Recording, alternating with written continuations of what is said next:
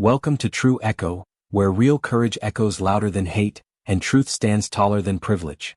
In today's story, we follow two young black sisters as they walk into one of the most elite private schools in the country, only to be met with racism, silence, and cruelty. But what their bullies didn't know: these girls weren't just students, they were trained warriors. And when the system failed to protect them, they didn't just fight back. They changed everything. The iron gates of Camden Ridge Prep creaked open like a warning, not just a beginning. Ava and Amamira Blake stepped through those gates not as timid newcomers, but as quiet storms. Side by side, their posture mirrored each other, upright, composed, dignified. Crimson blazers wrapped their shoulders like armor, and gold trim shimmered on the edges like a crown that needed no jewels. The girls' shoes clicked against the polished stone pathway, not loud but present, deliberate, undeniable. Their faces betrayed no emotion, though the silence around them tried to choke one out. Camden Ridge Prep, with its ivy-covered buildings and manicured hedges, promised excellence and inclusion on its brochure. But that promise was as hollow as the stairs they now faced. Whispers didn't speak in full sentences here, they hissed in glances and turned shoulders. The twins could feel it before anyone spoke. They were intruders. Anomalies. They didn't belong in the picture, and the school was already trying to erase them from the frame. A blonde girl near the fountain nudged her friend. A tall boy near the arch raised an eyebrow and smirked. No words, just those cruel little laughs that carried meaning far louder than any insult. Ava didn't flinch. Amamira didn't pause. Eyes front, Ava whispered. Like soldiers, Amamira replied without moving her lips. Their father had trained them for this. Not this courtyard, not this school, but the war behind the eyes of people who pretended their cruelty was just culture. Coach Terrence Blake hadn't raised daughters. He had raised warriors. People will stare, he told them every time they bowed in their home dojo. Let them. They don't get to decide who you are. They moved through the courtyard toward the administrative building, where a clipboard-wielding assistant greeted them with clipped words and a refusal to make eye contact. Names? She barked without looking up. Ava and Amamira Blake, Ava replied, her voice calm as water. The woman handed them their lanyards like they were contraband. Second floor. East Hall. Orientation begins at 9 sharp. No welcome. No smile. The moment they stepped into East Hall, it was clear. This school didn't just teach legacy, it enforced it. Students moved in tight clusters, laughing too loudly, avoiding eye contact like the Blakes were ghosts. Not because they didn't notice them, but because they did. That was the point. Then came the first real voice. The voice they'd heard in whispers and seen in footnotes. Well, a boy said loudly from beneath a tree lined with perfect leaves. His smile was the kind you couldn't trust, all teeth and no warmth. Camden Ridge's diversity quota must be full now. Laughter. Cruel. Of course. Ava kept walking. Amamira's grip on her binder tightened, but she didn't look back. Another boy sneered. You think if one of them fails a test, the other one feels it? More laughter. Ava caught sight of a teacher nearby, sipping coffee under the arch. He had to have heard. But he didn't even blink. That was Caleb Wentworth, Amamira whispered once they reached the top of the stairs. Ava didn't need the confirmation. She'd memorized the welcome packet. The Wentworth family had donated the entire science wing last spring. Their golden boy was Camden Ridge royalty, a prince of entitlement. The type who thought cruelty was charisma. Ava's lips thinned. Doesn't matter, she said. But inside something hardened, not fear. Steel. Their lockers were immaculate, polished, untouched. So were the ones around them. But the way students walked by, in clusters never alone, made it clear. This was enemy territory and no one would say it out loud. You weren't hated. You were erased. They reached the auditorium just before the bell. Crimson seats, gold-trimmed stage, and students who lounged like the theater was theirs by birthright. Ava and Amamira sat in the third row, visible but not exposed. Caleb lounged in the far aisle, flanked by his shadows, Chase Langston and Logan Price. All confidence, no conscience. Bingo, Caleb whispered. Fresh meat. His voice cut through the buzz like a blade. Chase laughed. Thought this school stopped accepting scholarship charity cases. Ava sat still. Amamira breathed through her nose, slow and steady. The headmaster's speech droned on, but Caleb's voice didn't. I hear they're twins. Probably share test scores too. Built-in cheat code. Laughter rippled again. Not clever. Just calculated. Ava leaned toward her sister. Breathe. Let them talk. That's all they've got. But she knew it wasn't all they had. They had a culture that enabled them. A silence that let them be loud. After the assembly, the crowd moved like a tide, avoiding, sidestepping, erasing. But Caleb wasn't finished. He jogged to catch up with them. "You two walk like you're royalty," he sneered. "Trying to prove something?" Ava stopped. Turned. "Trying? No. Just walking." Chase snorted. "Man, they're serious. You got names, or are you just twin 1 and twin 2? Caleb smirked. "Doesn't matter," Amamira said. Her tone was soft, but steel beneath silk. Caleb held up his hands. "Chill. Just making conversation." "Then maybe start with something that isn't an insult," Ava replied, eyes sharp. For a second, Caleb faltered. Just for a second. Then he smiled again. "So you do talk? Good to know. Most new kids don't last past midterms. You too." He laughed. 2 weeks tops." Ava tilted her head. "Is that what you do? Scare people away before they notice you're the shallow end?" "Ouch," Chase muttered. They walked away without another word. Caleb watched them, jaw clenched. "All right then," he muttered. "Let's see what it takes to wipe that smirk off their faces." They hadn't smirked. But now they would. The house on Ashcroft Lane didn't look like it held warriors. Its white siding peeled slightly near the corners, the shutters were weathered, and the front porch light flickered if the wind hit just right. It sat quietly on the edge of a sleepy Connecticut suburb, nestled between picture-perfect lawns and minivans with private school decals. But inside that modest home, behind a plain wooden door, was a dojo. Padded floors. Mirrors that ran wall to wall. A rack of bamboo sticks in the corner. Faded medals and trophies lined the shelves, but none were polished. They weren't there for show. They were reminders. History. Proof of what had already been overcome. That night, Ava and Amamira stood barefoot, facing their father, Coach Terrence Blake. He wore a simple black t-shirt, loose pants, and no shoes. His presence filled the room like gravity. "You let them talk?" he asked, folding his arms. "Yes, sir," Ava replied. "You let them laugh?" "Yes, sir," Amamira said. Terrence walked slowly across the mat. "Did you break?" "No, sir," they said in unison. He paused. "Then you're winning." They nodded. But neither smiled. Amamira lowered her eyes. "It's not just the words. It's the way no one cares. The teachers. The other students. It's like we're invisible unless they're aiming at us." Terrence's expression didn't shift, but his shoulders lowered slightly, the way they did when he was listening with his whole body. "They don't hate you for what you've done," he said. "They hate what you represent. That power doesn't have to look like them anymore." Ava clenched her fists. "So what do we do? Just take it?" "No," he stepped closer. "You don't take it. You absorb it. Like a reed in the wind." His voice dropped. "And when the time comes when they go too far, then you move." He clapped his hands once. "Now, let's see the fire." The girls bowed, not as a sign of submission but of discipline. Then they moved. One step, then two. Fluid, controlled, purposeful. Punches struck the air like lightning bolts. Kicks sliced with crisp precision. No wasted energy. No wasted pain. Terrence barked out commands. "Ava, tighter pivot. Amamira, keep your core locked." Their bodies obeyed. Their minds cleared. Because this wasn't just training. This was recalibration. A sharpening of the blade. By the end of the session, sweat poured down their temples. They collapsed onto the mat side by side, breathless but steady. Terrence knelt beside them. "Camden Ridge doesn't know it yet," he said with a faint smile. "But they let in a storm." Ava stared at the ceiling. "Right now we just feel like clouds. Then let them underestimate you." His voice hardened like steel. "And when they finally cross the line, you don't hold back." The next morning, the sun glared down on Camden Ridge Prep like a spotlight. But it couldn't melt the ice in the air. Something had shifted, an invisible line drawn between the students and the twins. They felt it in every hallway. Every glance that lingered too long or didn't linger at all. In the main corridor, a cluster of students blocked the path to their lockers again. They didn't push, didn't shove. They just leaned, stood still, refused to acknowledge them. When the twins finally got through, a girl with a French braid smirked and said just loud enough, "Didn't think the janitors had uniforms now." No one laughed.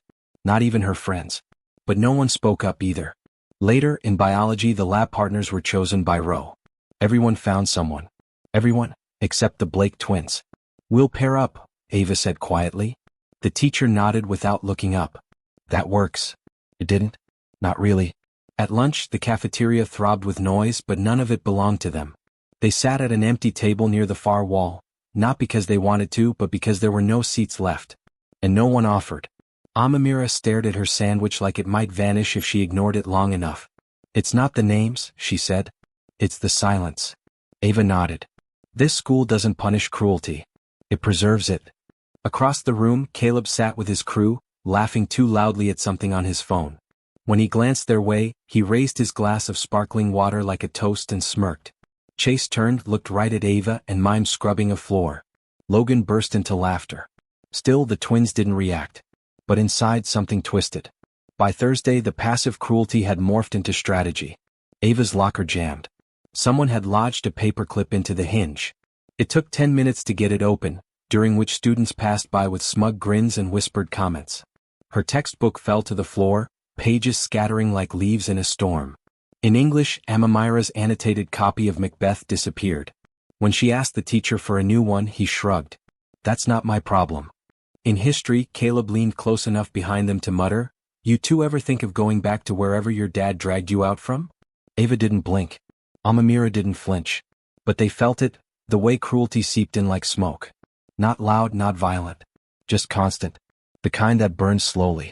That night, back at home, they didn't go straight to the dojo. They sat at the kitchen table instead, their books spread in front of them, untouched. Terrence poured them each a glass of water and sat down. "Talk." Ava stared at the condensation on the glass.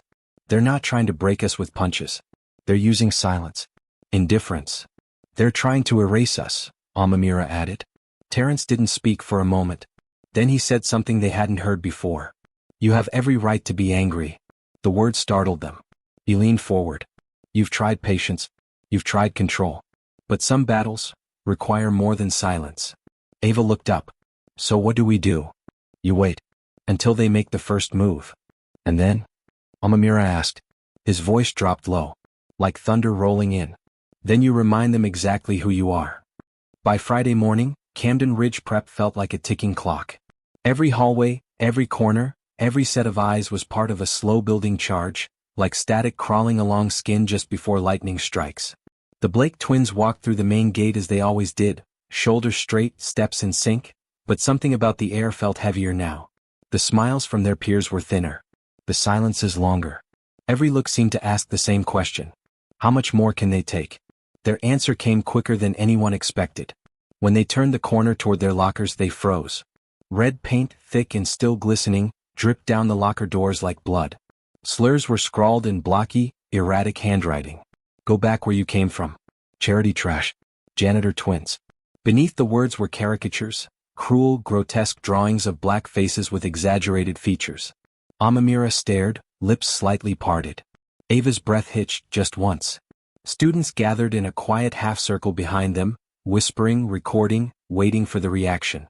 Caleb stood at the edge of the crowd with Chase and Logan, arms folded, smirking like a kid who thought he'd finally flipped the last domino. "You like it?" he called out, loud enough to draw the rest of the courtyard's attention. "Thought we'd make you feel at home." Laughter spread. Some nervous, some mean. But no one stepped forward to help. Even the teachers nearby glanced, then looked away. As if ignoring it meant it hadn't happened. Amamira's fists curled so tightly her nails bit into her palm. Ava felt it, her sister trembling. Not in fear. In fury. But instead of shouting, instead of crying, they turned. They walked, heads high, to the janitor's closet.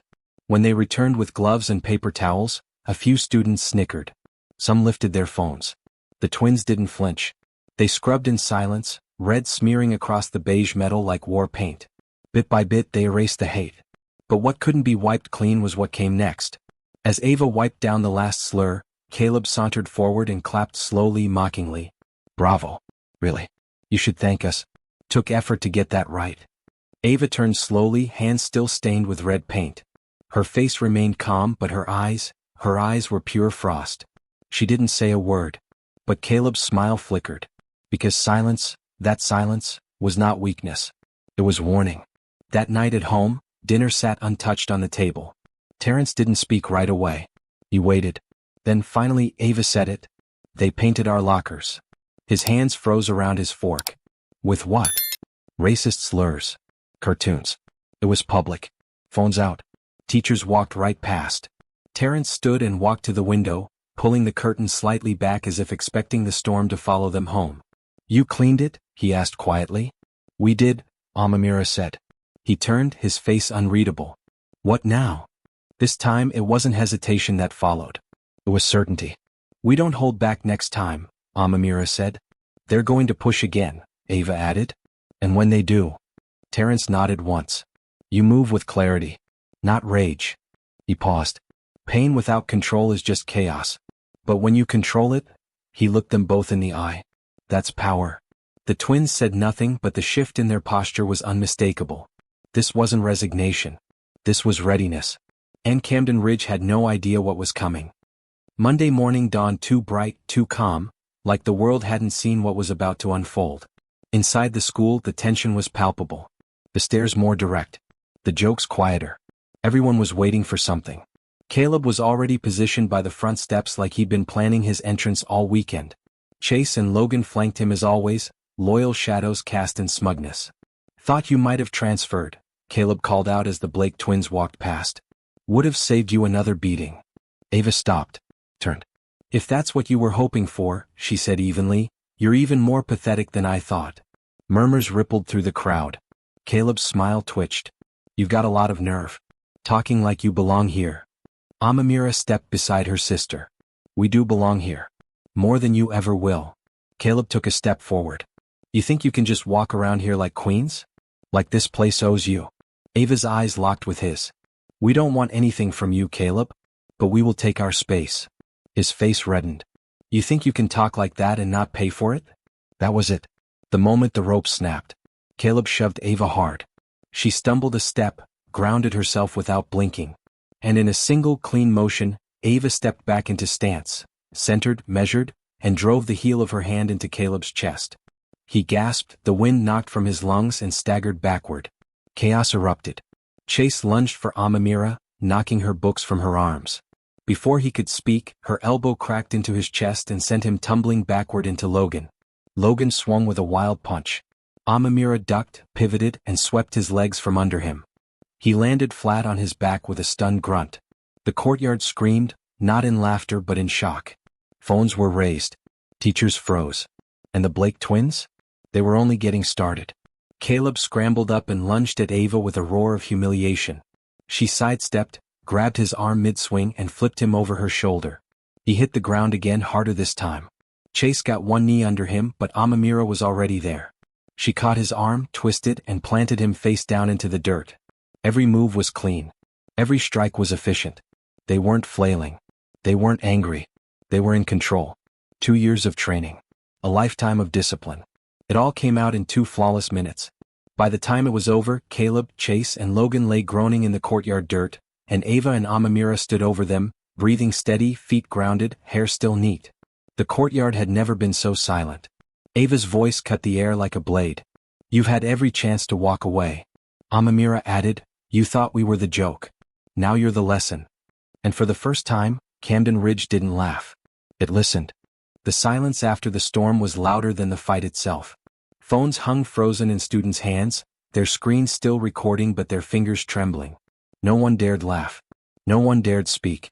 Caleb Wentworth, Chase Langston, and Logan Price, the untouchable titans of Camden Ridge Prep, now lay tangled on the cold courtyard stone, breathless, bruised, and utterly humiliated. And standing over them, poised and unflinching, were Ava and Amamira Blake. A few gasps echoed across the courtyard. One girl lowered her phone. A boy near the fountain whispered, "Did you see that flip?" Another muttered, "They're trained." But no one stepped forward. Not to help Caleb. Not to confront the twins. Because what they just witnessed wasn't a fight. It was a reckoning. And it had left a mark deeper than any bruise. The illusion had shattered. The twin girls everyone had tried so hard to ignore had made themselves undeniable. The moment cracked apart when Mr. Dalton, the assistant principal, came barreling into the courtyard like a man who had just realized too late that he'd lost control of his domain. His loafers scraped against the stone as he pushed through the crowd, face beet red and glistening with sweat. "Enough!" he bellowed, waving his hands as if that could stuff the moment back into its box. He pointed at the twins, his voice sharp and panicked. "What is going on here?" Ava turned to face him. Her tone was calm, measured. "We defended ourselves." Dalton's eyes flicked down to the heap of groaning boys, then back at the two girls who hadn't moved an inch. Students nearby had begun to scatter now, murmuring under their breath, but their glances still lingered. He didn't ask if it was true. He didn't ask what happened. He didn't even check on the others. Instead he snapped, "Both of you. With me. Now." Amamira gestured toward the boys still sprawled on the ground. "What about them?" "We'll handle them," Dalton said without looking. "But you two need to come now." The message was clear. This wasn't about truth. It was about optics. The twins didn't argue. They didn't plead. They exchanged a glance and followed Dalton into the administrative building without a word. Their shoes squeaked faintly on the hallway floor, every step echoing through the tension. They were led to the front office and told to wait. They sat, back straight, faces unreadable. Calm but not passive. Still but not quiet inside. Minutes later, Headmaster Ellison entered, his tie crooked, sweat beading at his temple. He looked at them like they were a problem he hadn't planned for. "We've received reports that you physically assaulted 3 other students," he began without preamble. "They attacked us first," Ava said evenly. "We defended ourselves," Amamira added, her voice sharp.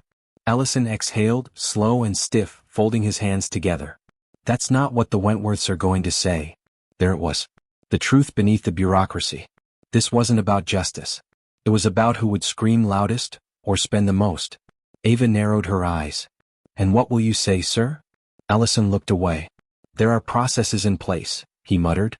"No," Amamira interrupted. "There are delays. You stall. You protect donors. And we get punished." Dalton returned with 2 slips of paper already printed. "Suspension notices.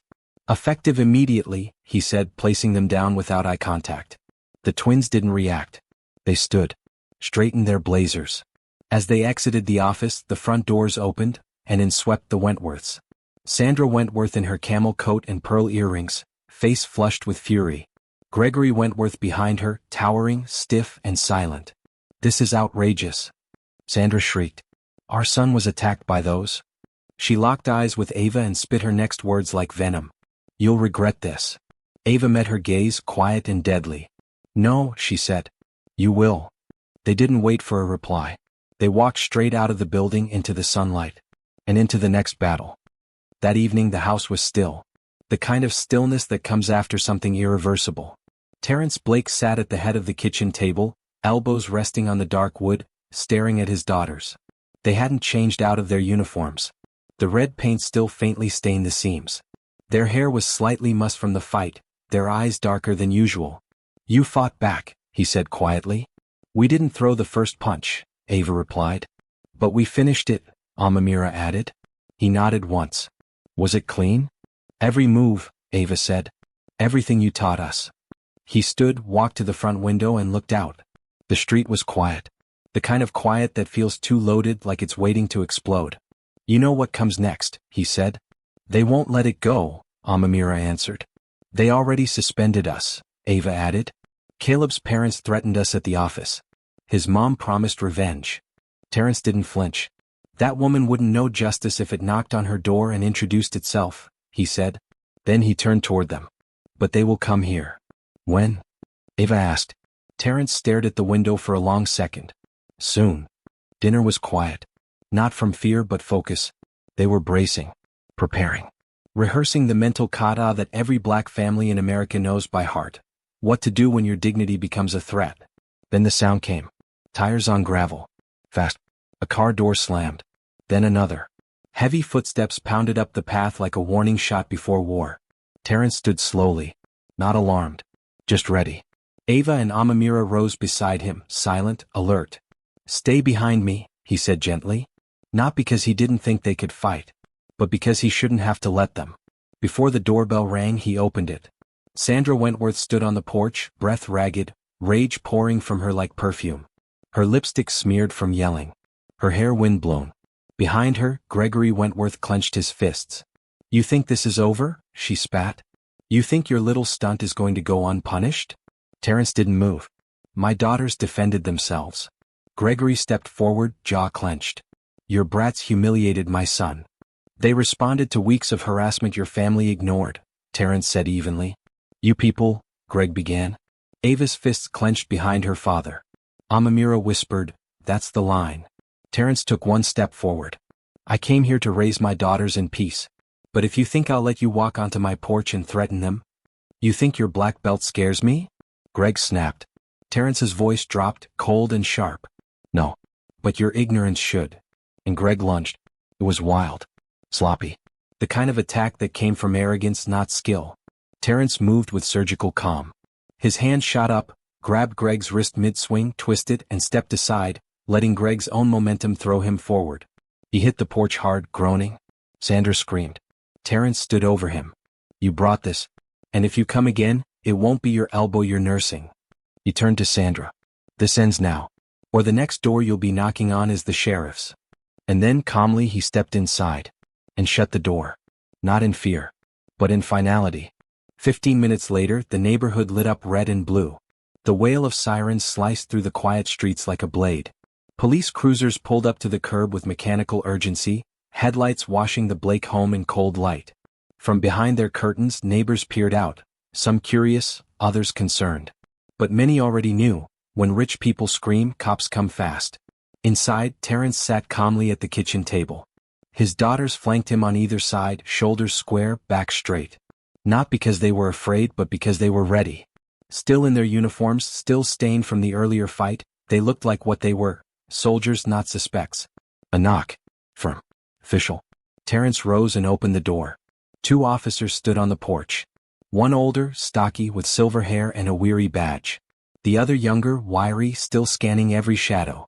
Mr. Blake? The senior officer asked. Yes. We received a report of an assault on this property. That's correct, Terrence said. But I wasn't the one who committed it.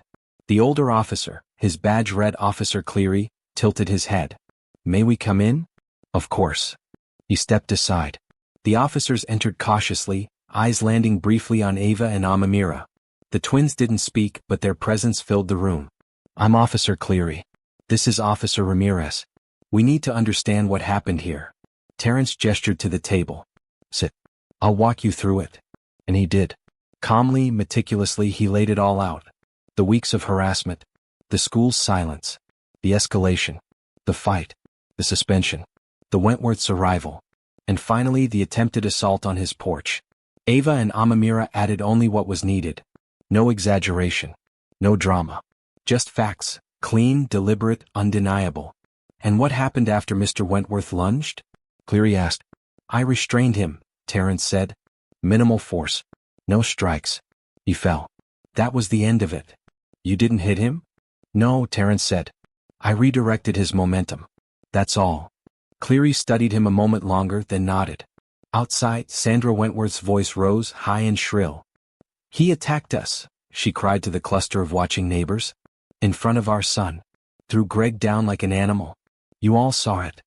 But the tide had already begun to turn. From across the street, an elderly man stepped forward. Mr. Henderson, retired Navy vet, quiet but respected. He spoke slowly, voice clear. I saw the whole thing, he said to the officers. They came yelling. Mr. Blake opened the door. That man, he pointed at Gregory, took a swing. Mr. Blake just moved. Another neighbor chimed in. Mrs. Chon from the corner house. Same. He didn't hit him. He protected his family. Ramirez and Cleary looked at each other. Then back at the Wentworths. We'll need formal statements, Cleary said. From everyone. Sandra's face crumpled with disbelief. Are you serious? We're the victims. But no one agreed. No one echoed her rage. A clipboard was passed around. Signatures collected. Truth once ignored, now committed to ink. Back inside the Blake home, Terrence closed the door and let out a breath. Not relief, but release. Ava stood at the window, watching the Wentworths sputter under the weight of their unraveling story. They thought the system would protect them, she said quietly. Amamira nodded. They're not used to being told no. Terrence placed a steady hand on her shoulder. That's what justice looks like sometimes. Not loud. Just firm. A long silence passed between them. Then Amamira asked, will it be enough? Terrence didn't answer right away. But finally he said, it always is. Eventually. The next day Camden Ridge Prep was not the same. The cobblestones still gleamed. The hedges were still symmetrical. But the energy was different. Clips from the courtyard fight had gone viral. The footage was everywhere. TikTok, Twitter, even Instagram pages that usually posted skateboarding fails and dance trends. Captions read like headlines. Twins take down bullies at elite school. They were harassed for weeks. Then this happened. Private school's dirty secret exposed. Within hours, the videos had been shared tens of thousands of times. By third period, national news outlets had started reaching out. By lunch, the story had made the front page of Reddit. People were talking. Not just students, parents, advocates, lawyers, school board members. It wasn't gossip anymore. It was exposure. Inside Camden Ridge, the walls felt tighter. The students who had once whispered and snickered now avoided eye contact. Some offered awkward nods. Others scurried past like they'd never been part of the crowd. In the administrative office, Headmaster Ellison stared at his email inbox in horror. Subject lines blurred together. Urgent, addressing campus harassment. Press inquiry, Camden Ridge violence. Legal review of student suspension. He hadn't just lost control. He'd lost deniability. The door opened. His secretary started to speak, but then she stepped aside quickly. Terrence Blake entered the room like a stone rolling downhill, slow, unbothered, impossible to stop. Behind him, Ava and Amamira followed. Ellison stood. Mr. Blake, I wasn't. We're not here for apologies, Terrence said, voice like gravel. We're here for accountability. Ellison hesitated. You suspended my daughters for defending themselves, Terrence continued. You ignored every warning sign. You protected bullies because their last names are etched into your walls. Amamira stepped forward. You gave them silence. Ava added, and now that the world is watching, you're scrambling. Ellison slumped slightly. We have a process. Your process failed, Terrence snapped. And here's what's going to happen. My daughters will be reinstated. Without penalty. A formal apology will be issued. And the students who attacked them? Expelled. And if we don't comply? Ellison asked, already knowing the answer. I'll bury you in court filings, press conferences, and public outrage, Terrence replied.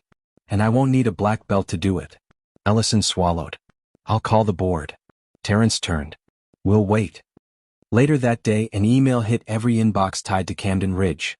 Effective immediately, Ava and Amamira Blake have been reinstated without penalty. Camden Ridge Prep deeply regrets the circumstances that led to the situation and will be launching a full investigation into student conduct and administrative response. Shortly after, another message followed. No explanation. No appeals. Just names. Expulsions, Caleb Wentworth, Chase Langston, Logan Price. Camden Ridge had made its choice. And this time it had chosen right. Monday morning at Camden Ridge Prep looked the same on the surface. The iron gates still opened at 8 o'clock sharp. The stone walkways were still swept. The ivy still clung neatly to the red brick walls. But inside the air there was a charge. A hum. Like someone had cracked the system open and now everyone was waiting to see what spilled out. When Ava and Amamira Blake walked through the gates that morning, the world shifted around them. Not dramatically. Not like a movie. But like a stone dropped into still water. Ripples moving outward, changing everything quietly, permanently. No one blocked their path. No one laughed. A few students nodded. Others looked away, not out of contempt but shame. Teachers stood straighter. Security staff lingered longer near entrances. For the first time since the day they arrived, Ava and Amamira weren't walking into enemy territory. They were walking into recognition. In homeroom their names were called first. Blake, the teacher said, eyes meeting theirs for the first time. Ava. Here, Ava answered. Amamira? Here. Pause. Then softly the teacher added, welcome back. They nodded. No smile. No reply. Just acknowledgement. That was enough. In biology, a boy who hadn't spoken to them once leaned over awkwardly and said, I can partner with you guys today, if you want. Ava blinked. Sure, she said. The boy nodded, then focused a little too hard on his microscope. But he wasn't mocking them. He was trying. And trying was new. In English, their copies of Macbeth had mysteriously reappeared. Clean, reissued as if nothing had happened. But Ava kept the old one anyway, the copy she'd found in the trash the day after the fight. Just to remember. At lunch, the table at the back wasn't empty anymore. 3 girls from different grades sat nearby, not close enough to crowd, but close enough to show something had changed. One of them, Lila from art club, leaned in hesitantly and said, Hey, that thing you did in the courtyard? Ava glanced up. Yeah. It was brave, she said. Amamira looked at her. It was necessary. Lila nodded. Still, I don't think anyone else would have done it. That was it. No more words. But it meant something. After lunch, they passed by the maple tree, the one Caleb used to lounge under like he owned the courtyard. The bench had been removed after Logan shattered it during the fight. The tree still bore a scar in the bark where someone had carved the word janitor 2 weeks earlier. But now, a small sign had been posted at its base. This space is being renovated as part of Camden Ridge's new inclusion initiative. It was performative. A school trying to clean its image. But it was still a step. In the following days, the shift became policy. Assemblies were called. Teachers held quiet meetings. The school launched a new committee, Equity and Accountability. The name was sanitized, bureaucratic. But the fire that lit it? That came from the Blakes. In one of those assemblies, Headmaster Ellison stood on stage and read through a list of revised disciplinary codes, updated harassment policies, and student-led inclusivity reforms. He never said the twins' names. Never referenced the incident directly. But everyone in the room knew. Everyone knew. Afterward, Ellison sent a personal email to Ava and Amamira. You are welcome to decline, but I wanted to thank you. Your voices changed the school. Ava deleted it. Amamira saved it. They didn't need validation, but they did want memory. Because this had never just been about them. It had been about everyone who came before and everyone who would come after. That Friday, Terrence surprised them at lunch. He appeared with a paper bag in each hand, wearing his usual windbreaker and sneakers. No spectacle. No performance. Just a father sitting down at a school courtyard table. He placed the bags down gently. I figured it was time to eat together again, he said. They sat side by side just like they had when they were little. The table still bore the faint outlines of paint from months earlier. But the stains didn't define it. They added to it. Ava pulled out a sandwich. You think it's over? Terrence looked out across the courtyard. No, he said. But it's different now. Amamira peeled the plastic off her fruit cup. They're still going to look at us like we're different. They should, he said, surprising them both. He turned toward them. You're not like them. You never were. You don't walk in their footprints. You carve your own. You don't need to fit in. He leaned back. You were born to stand. The girls didn't speak right away. But the silence wasn't heavy this time. It was whole. Ava leaned against the back of the bench. I don't think they'll ever forget that fight. They shouldn't, Terrence said. They weren't the only ones watching, Amamira added. Some people saw it and they saw us. Terrence nodded. And now they know. He didn't have to say more. They all understood. The war hadn't ended. It had changed shape. What came next would be subtler. Harder to track. But now, the girls knew something they hadn't known when they walked through those gates the first time. They weren't alone. They never had been. The sun rose golden and sharp over Camden Ridge Prep, casting long shadows across the courtyard tiles where everything had changed. Ava and Amamira Blake stood just outside the gates, side by side as always. But today felt different. Not because of ceremony or speeches or fanfare. There was none of that. There were no banners hung in their honor, no parade through the courtyard. And they didn't need one. Because this time they weren't walking into a place that wanted to shrink them. They were walking into a space they had expanded. As they stepped through the gate, students moved aside, not in fear but in recognition. Some nodded, some offered small smiles. Others just stepped back in quiet respect. And for once it wasn't forced. It wasn't charity. It wasn't performative. It was real. In the halls, the whispers were still there. But they were no longer venomous. They carried weight. Memory. Not, who are they, but, you remember what they did? They had become more than a cautionary tale. More than the subjects of a viral video. They were symbols. In homeroom, when their names were called, the teacher didn't just mark attendance. He looked them in the eye and said, "Welcome back again?" Not like a script. Like a truth finally spoken. Later that day, during a quiet moment between classes, a freshman approached them near the library. She was small, soft-voiced, with big glasses and anxious hands. Her name was Mina.